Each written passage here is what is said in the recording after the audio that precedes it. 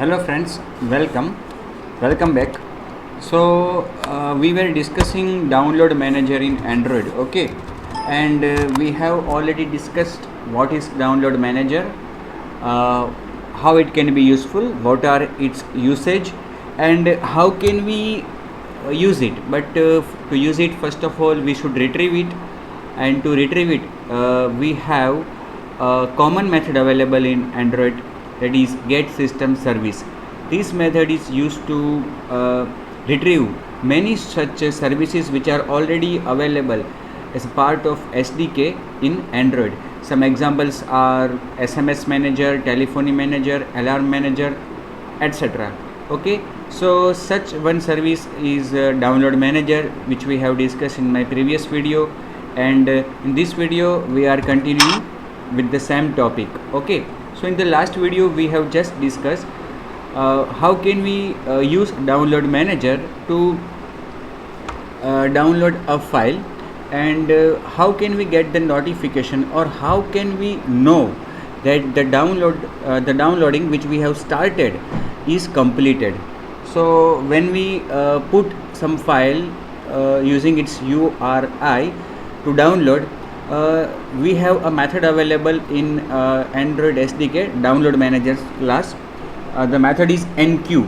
So to start a download, we have to call the method enqueue, in which we have to pass one object which is request object, download manager dot request object in enqueue method. Now what happens when we put anything, or when we pass some request in this method, actually there may be some other files which are already in process of downloading and which are waiting to be downloaded. So when we put some file to download, it is our request to the download manager that please download this file. It may happen that some files are already in process, so our request will be put in a queue. Okay, all the requests before our request will be downloaded first, then our request will be entertained. So to download a file is our request, to call the enqueue method is just our request. So when we call enqueue method, it returns a reference number. हम जब enqueue method को call करते हैं और उसके अंदर हम जो ऑब्जेक्ट पास करते हैं रिक्वेस्ट का, तो हमें रिटर्न मिलता है एक रेफरेंस नंबर कि भाई आपने जो चीज़ डाउनलोड में रखी है उसका रेफरेंस नंबर एक ये है, और वो यूनिक होगा और उसकी टाइप लॉन्ग होगी. उसको हम संभाल के रख सकते हैं, जिससे आगे जाके जब हमें नोटिफिकेशन मिले, ब्रॉडकास्ट इंटेंट जब ब्रॉडकास्ट हो कि भाई डाउनलोड कंप्लीटेड, तो हम उसको रिसीव करके, एक रिसीवर बन के उसको रिसीव करके आइडेंटिफाई कर सकते हैं कि भाई कौन सा डाउनलोडिंग कंप्लीट हुआ. क्योंकि कोई भी डाउनलोड कंप्लीट होता है डिवाइस में तो एक नोटिफिकेशन, एक इंटेंट ब्रॉडकास्ट किया जाता है, लेकिन हमें तो दिलचस्पी केवल हमारे टास्क में होगी जो हमने डाउनलोड में रखा है, उसमें हमें इंटरेस्ट होगा कि उसके ख़त्म होने पर हम कुछ आगे कुछ करना चाहेंगे, क्लाइंट को कुछ नोटिफिकेशन देना चाहेंगे, उस फाइल को ओपन करना चाहेंगे, एट्सेट्रा. ओके, तो ये सब कुछ हमने अगले वीडियो में डिस्कस किया था. Now opening a downloaded file, जैसे ही फाइल डाउनलोड हो जाती है उसको ओपन करें. अगर डिवाइस में कोई योग्य एप्लीकेशन है उस पर्टिकुलर माइम टाइप के लिए, तो हम उसको ओपन भी करवा सकते हैं. Android SDK contains the method to open a file that is downloaded. जो फाइल डाउनलोड हुई है उसको ओपन करने के लिए हमारे पास एक मेथड अवेलेबल है, ओपन डाउनलोडेड फाइल, जहाँ पे आपको रेफरेंस पास करना है उस डाउनलोडिंग टास्क का जिसको आपने एनक्यू किया है. ओके, अगर ये मेथड कॉल करोगे तो क्या होगा, जैसे ही आपकी फ़ाइल डाउनलोडिंग हो जाती है तो ये फ़ाइल ओपन भी होगी, और depend on the device client को पूछा जाएगा कि कौन सी एप्लीकेशन के द्वारा वो फाइल को ओपन करना चाहता है. It needs one argument which is the ID of the download to be opened. यहाँ पे हमें वो रेफरेंस नंबर पास करना है कि जो हमें मिला होगा जब हमने enqueue मेथड कॉल की तब. Customising download manager notifications. अब देखो, डिवाइस में ऐसा तो नहीं है कि भाई केवल हमारी ही फाइल डाउनलोड हो रही है. बहुत सारे टास्क हैं, बहुत सारी फाइल्स है कि जो डाउनलोड हो चुकी होगी, हो सकती है. मतलब कि ये जो डाउनलोडिंग का मैकेनिज़्म हम यूज़ कर रहे हैं वो हमारा बनाया हुआ नहीं है, वो डिवाइस का इनबिल्ट फीचर है जिसको हम यूज़ कर रहे हैं डाउनलोड मैनेजर के ज़रिए। तो बाय डिफ़ॉल्ट क्या होता है कि हम जब डाउनलोडिंग में कुछ रखते हैं तो उसका कुछ नोटिफिकेशन ऊपर दिया जाता है नोटिफिकेशन बार में, और ख़त्म होने पर भी कुछ उसका मैसेज आता है डाउनलोड कंप्लीटेड ऐसा कुछ। तो ये जो मैसेज आता है और जो प्रोसेस दिखाई दे रही है उसको हम कस्टमाइज़ कर सकते हैं अगर हम चाहें तो। When a file is being downloading by download manager, a notification is displayed to the user. जब कोई भी ऐसा टास्क डाउनलोड में रखा जाता है और डाउनलोड मैनेजर जब उसको डाउनलोड कर रहा है तो क्लाइंट को कुछ नोटिफिकेशन दिया जाता है। This notification shows the file name and the progress of the download process. By default क्या होता है कि वो जो फाइल डाउनलोड हो रही है उसका प्रोग्रेस ओके और उसका फाइल का नाम क्लाइंट को दिखाया जाता है कि ये फाइल डाउनलोड हो रही है और इतना डाउनलोड ख़त्म हुआ है। We can change the notification text to suit our application. अब वो जो क्लाइंट को दिखाई देगा नोटिफिकेशन में वो तो डिवाइस का डिफ़ॉल्ट एसडीके का डिफ़ॉल्ट मैसेज होगा डाउनलोडिंग के लिए, वो वहाँ पे रखा जाएगा okay, depending on the version of the API. अब अगर हम उसको कस्टमाइज़ करना चाहते हैं, मतलब क्लाइंट को कुछ और चीज़ बताना चाहते हैं, मतलब कि please wait for a while, please hold, कुछ भी ओके, तो वो हम एक टेक्स्ट रख सकते हैं कि जो क्लाइंट को दिखाई देगी जब हमारी फाइल का डाउनलोडिंग का प्रोसेस चालू है okay. So we can use the following code to change it. देखिए यहाँ पे दो मेथड्स आपको बताई गई रिक्वेस्ट ऑब्जेक्ट की, कि भाई जिसको आप कॉल करके क्लाइंट को क्या बताना चाहते हो, मतलब कि क्या टेक्स्ट उसको मैसेज डिस्प्ले करना चाहते हो, क्या लेबल उसको डिस्प्ले करना चाहते हो जब आपकी फ़ाइल डाउनलोड हो रही है, वो हम यहाँ पे शो कर सकते हैं। देखिए ये जो मेथड है सेट टाइटल, जिसके द्वारा आप अपने डाउनलोडिंग का जो टाइटल होगा, मतलब कि छोटा सा डायलॉग बॉक्स आता है तो उसमें टाइटल बार अगर है तो उसमें क्या लिख कर रखना है, जैसे कि हमारी एप्लीकेशन का नाम हम रख सकते हैं। सेट डिस्क्रिप्शन, आप डिस्क्रिप्शन भी साथ में रख सकते हो कि भाई प्लीज़ वेट, या फिर क्या डाउनलोड हो रहा है, कुछ भी आपको मतलब ऐसा कोई टेक्स्ट गाइडेंस के लिए या इंफॉर्मेटिव पर्पस के लिए आपको क्लाइंट को डिस्प्ले करना, you can okay by using this method set description. We can also control the visibility of this notification bar using the method set notification visibility. अब देखो कुछ केस ऐसे भी हो सकते हैं कि आपको क्लाइंट को बताना नहीं है कि भाई ये चीज़ डाउनलोड हो रही है, डायरेक्टली डाउनलोड ख़त्म होने के बाद you want to represent or view that file to the client okay. At that time you can also hide the notification which is shown in default case okay. So we have the method available set notification visibility, where we can pass a boolean value either true or false. By default it will be true, but we can make it false, so this notification will not be shown to the client. The possible values of it is not a boolean value, इसमें जो argument हम पास करेंगे वो boolean value नहीं है, लेकिन उसके लिए प्री डिफाइंड 4 वैल्यू है जिसमें से हम कोई एक यूज़ कर सकते हैं जो नेक्स्ट पेज पे बताई गई है। Request dot visibility visible, it means that these are the predefined flags or the constants of request class which we can use to show the notification or not show the notification to the client.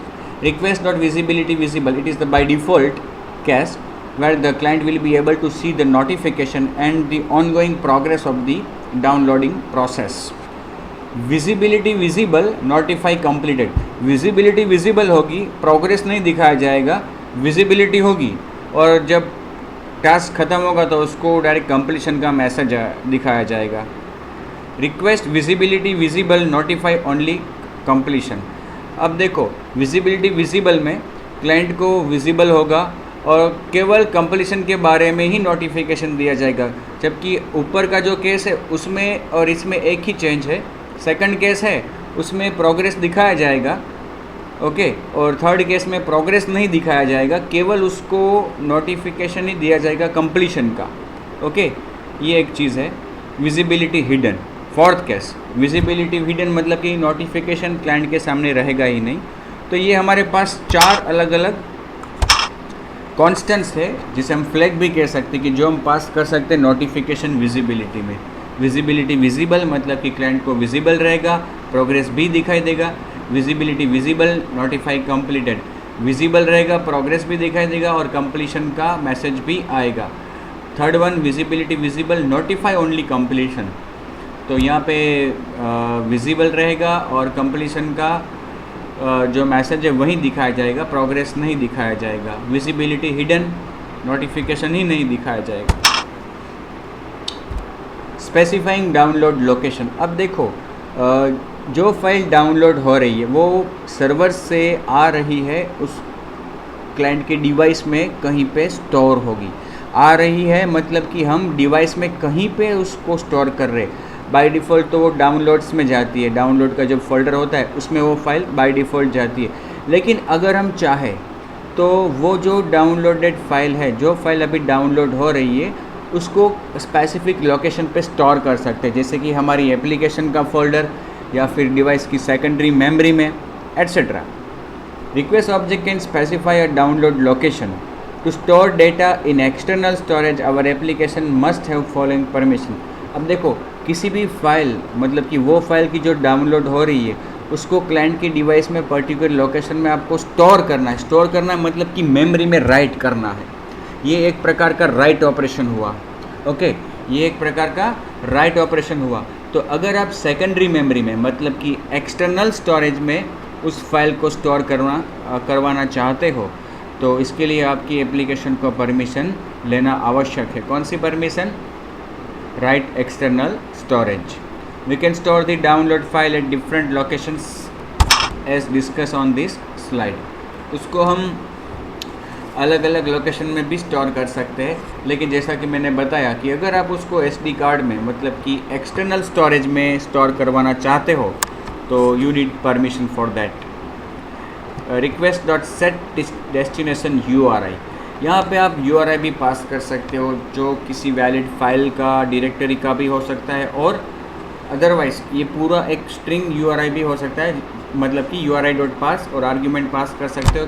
Actual absolute path as a string है ना। देखो, we can pass the path for the file.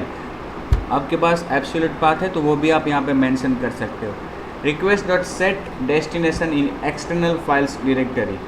अब external files directory जो है, मतलब कि SD card में, वहाँ पे भी आप सपोज स्टोर कर सकते हो। इसके लिए पहली आर्ग्यूमेंट कंटेक्स्ट रहेगा, दूसरी आर्ग्यूमेंट डायरेक्टरी डाउनलोड्स, मतलब कि SD कार्ड में जो फोल्डर है, डाउनलोड्स का फोल्डर जो बाय डिफ़ॉल्ट होता है, उसमें स्टोर करवाना चाहते हो आप तो यहाँ पे environment.directory downloads, ओके, और यहाँ पे आप नाम मेंशन कर सकते हो उस फाइल का।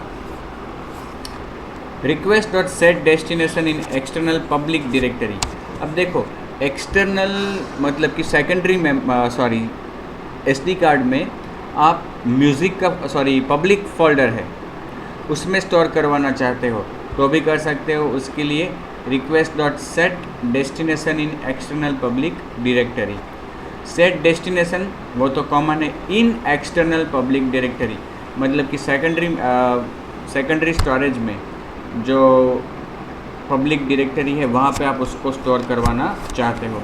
environment.directory music a.mp3 ये उसका नाम रहेगा, ओके। और पहली आर्ग्यूमेंट जो है वो हमने फोल्डर का नाम दिया। यहाँ पे environment.directory music मतलब कि सेकेंडरी स्टोरेज में, पब्लिक डायरेक्टरी में जो म्यूज़िक नाम की डायरेक्टरी है वो पब्लिक में इसलिए है क्योंकि डिवाइस में जो भी म्यूज़िक के रिलेटेड एप्लीकेशन है वो उसको प्ले कर पाए, इसलिए पब्लिक फ़ोल्डर में एक म्यूज़िक का फोल्डर होता है, उसमें सभी म्यूज़िक ट्रैक्स की जिसे कोई भी एप्लीकेशन प्ले कर सकती है, जैसे कि आपकी म्यूज़िक की एप्लीकेशन प्ले कर सकती है। सेटिंग्स में जाके आप रिंगटोन को सिलेक्ट करते हो तो वहाँ भी वो फाइल दिखाई देनी चाहिए, मतलब कि other application can use it, it can be shared among the applications. Cancelling and removing downloads. Remove method of the download manager can be used to cancel a pending download. Suppose you have put a request object in enqueue method to be downloaded, but in future or after some time, suppose you want to cancel that download or you don't want to start that download. If it is not started and if it is started, then you want to abort it. Okay, so a downloading which is pending, we can cancel it और about it when it is in progress और delete अ completed download. तीनों चीज़ कर सकते हो, मतलब कि अभी शुरू नहीं हुआ है तो कैंसिल कर सकते हो, शुरू हो गया है तो उसको अबाउट कर सकते हो, और ख़त्म हो गया है तो उसको आप डिलीट भी कर सकते हो। It needs ID of the downloaded to process. तीनों केस में आप जो भी करना चाहते हो, आपके पास उस डाउनलोड का जिसको आप शुरू नहीं करवाना चाहते, जिसको आप स्टॉप पॉज करना चाहते हो, स्टॉप करवाना चाहते हो, या जिसको आप डिलीट करवाना चाहते हो, उसका रेफरेंस होना चाहिए। और वो रेफरेंस हमें कहाँ पे मिलता है? NQ मेथड में। कौन सी मेथड? NQ। इस तरह से देखो, डाउनलोड मैनेजर का ऑब्जेक्ट डॉट रिमूव, यहाँ पे आप एक से ज़्यादा रेफरेंस पास कर सकते हो।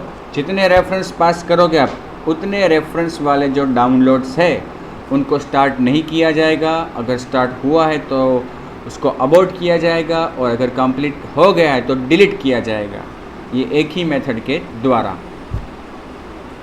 और ये मेथड हमें एक इंटीजर वैल्यू भी रिटर्न करेगी, और वो क्या होगा?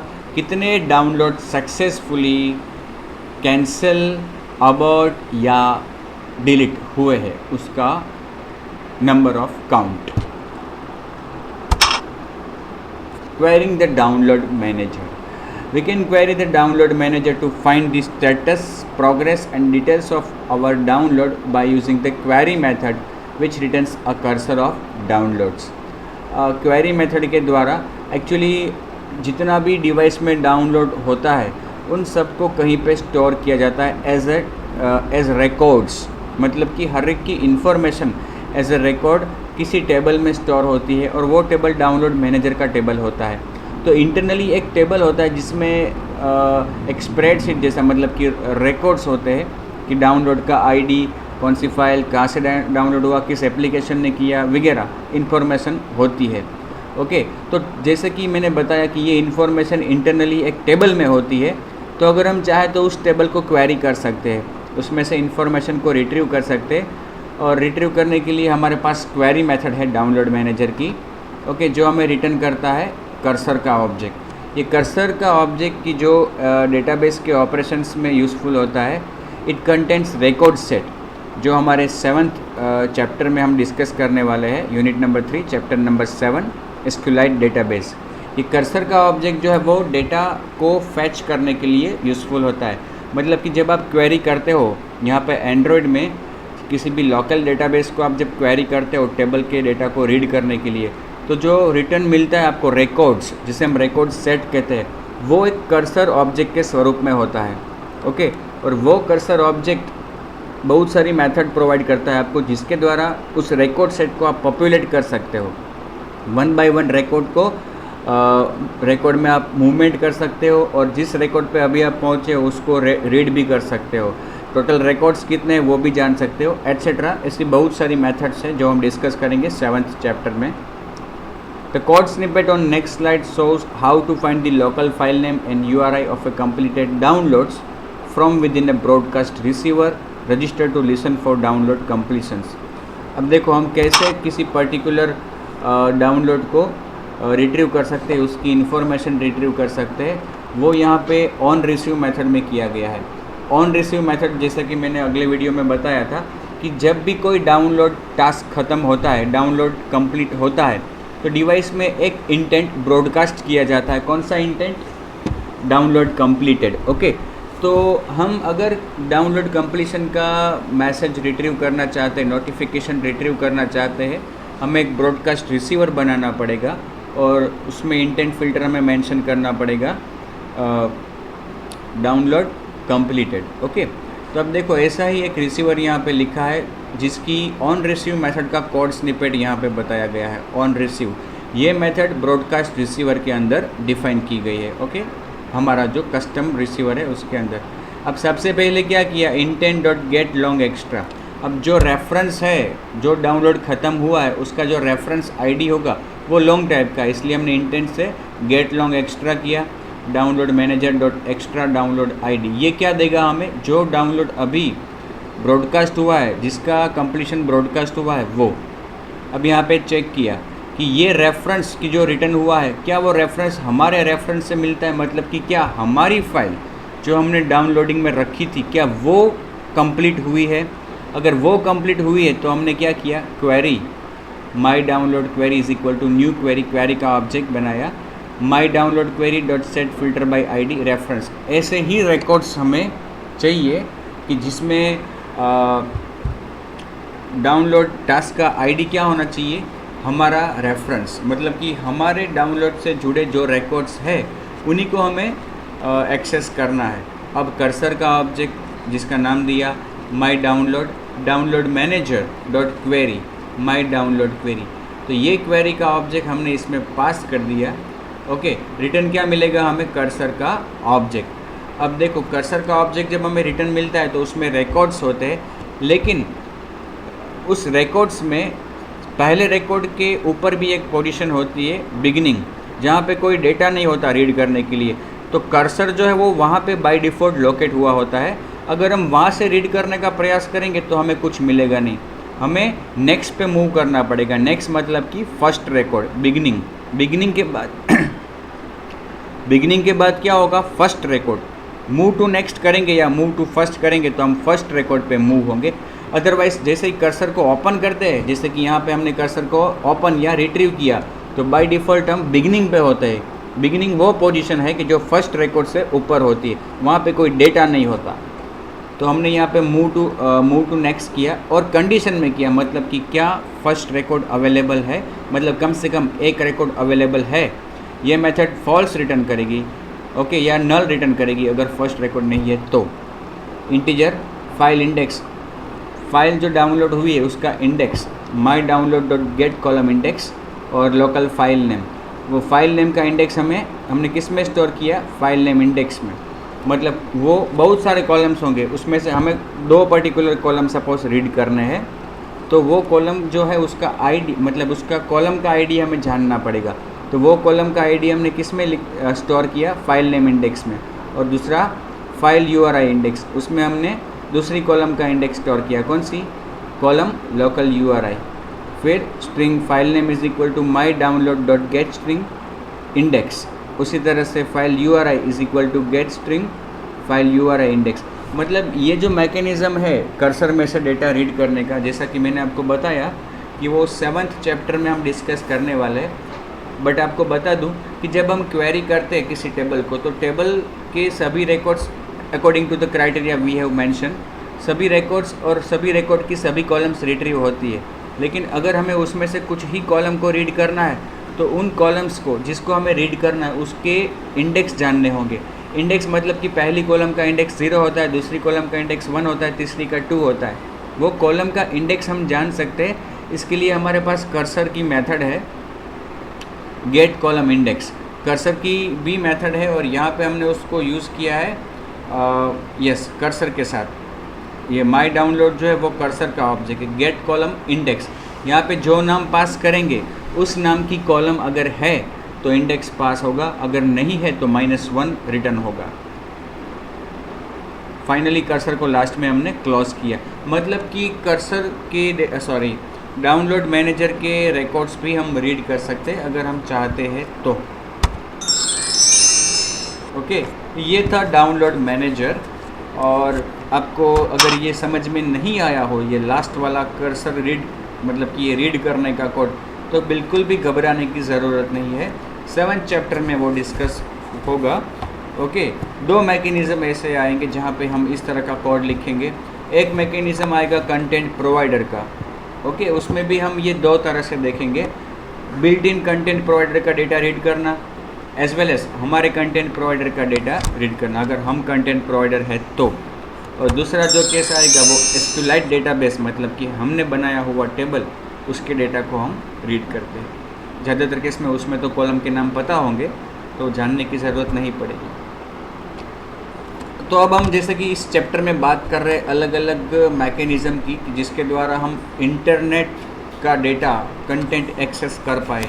तीसरा मैकेनिज़्म और ये है जो लास्ट, वो है इंटरनेट सर्विसेज। ओके, ऐसी बहुत सी थर्ड पार्टी सर्विसेज अवेलेबल है कि जिसको हम अपनी एप्लीकेशन में यूज़ कर सकते हैं, but for that you need to link that library in your application. Nowadays, there are many rich internet services or softwares available using which we can build good mobile applications that enrich services with the personalization available from a smartphone or tablet. Some of the more mature and interesting internet services available are like this: Google Services APIs. As the Google is a giant in the world of applications, okay, Google Service API to access calendar, docs, blogger, and Picasa, web albums, etc. Google की ऐसी बहुत सारी application की जो उसकी laboratory में develop हुई है वो सभी अवेलेबल है, और गूगल प्ले स्टोर के अलावा भी हम उसको एक्सेस कर सकते हैं इस सर्विसेज को, calendar services, doc services, bloggers, etcetera. Yahoo Pipes graphical web based approach to XML feed manipulation, Yahoo की API सर्विसेज है. Google App Engine, we can create cloud hosted web services for complex processing to reduce the load. Google App Engine है. Amazon web service है कि जो काफ़ी popular है आजकल, to access media database of books, CDs and DVDs. मतलब कि Amazon के सर्वर पे जो डेटा है उसको हम एक्सेस कर सकते हैं अमेज़ोन वेब सर्विसेज के द्वारा. तो इसके अलावा भी ये 4 जो यहाँ पे लिस्टेड है आपके सामने, उसके अलावा भी बहुत सारी ऐसी सर्विसेज है कि जो हम यूज़ कर सकते हैं. You can find the list on Google also. Okay, तो ये है डाउनलोडिंग के बारे में जो हमने शुरुआत मतलब अगले 2-3 वीडियो से की थी. ओके, और तब हमने शुरू में डिस्कस किया था कि there are various ways of using internet in our application और internet services within our application. Web view जो हमने डिस्कस किया था, client side APIs means download manager, accessing data using streams and parse, XML pull parser, वो भी हमने किया था डिस्कस. सो ये चैप्टर नंबर 6 यहाँ पे ख़त्म हो रहा है. तो इस वीडियो को मैं यहीं पे ख़त्म करूँगा, और जैसा कि मैंने आपको बताया था कि मैं प्रैक्टिकल आपको शेयर करूँगा डाउनलोड मैनेजर का, तो वो भी मैं अभी शेयर करता हूँ नेक्स्ट वीडियो में. ओके, तो तब तक के लिए धन्यवाद.